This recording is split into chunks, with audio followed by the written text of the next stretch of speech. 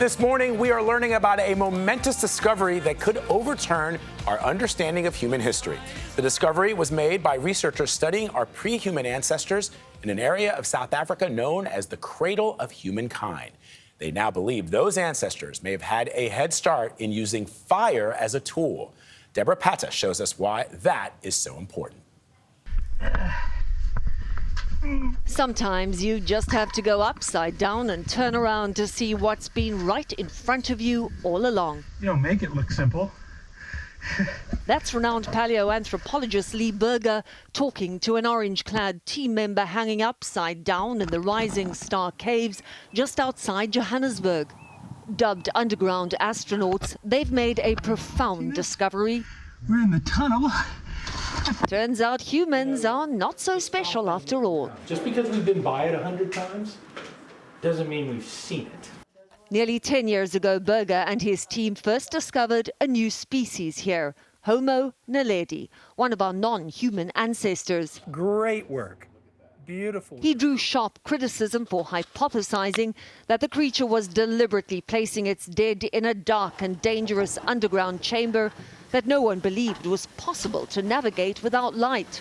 And the reason they didn't believe it was because Homo naledi, with its tiny little brain, just bigger than a chimpanzee, couldn't have had fire.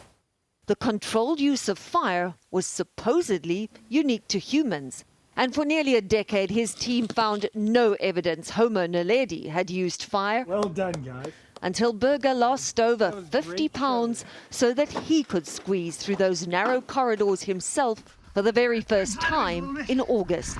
My shoulders through. It was torture all the way down. Into the first chamber. Exhausted, he finally reached the bottom. And I looked up, and I realized the ceiling was black. It was burnt. It was covered in soot. It had been right above our heads the entire time. But you were looking down all the But time. we're always looking down. Undeniable evidence of fire. On that very same day, his lead investigator, paleoanthropologist Kanilwe Molopiani, was making another remarkable find nearby. And then pieces of bone start coming up, burnt bone. And I'm just like, okay, all right, I can't ignore it anymore, right? Because as an archaeologist, you have to follow the evidence. Burnt bones. They were eating there. After that, they saw fire everywhere. And I suspect, based on what we're seeing, they're not just carrying fire, I think they're making it.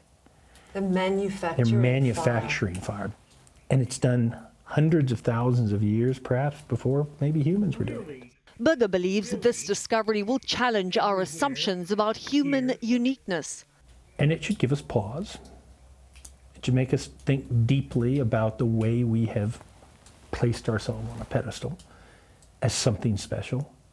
Because Homo naledi is beginning to prove that it may have happened many times in the past. We are arrogant as humans, though, because we think we're superior. I mean, one of the reasons that humans are so harmful to the environment, to this world, is because we think we have some ownership of it.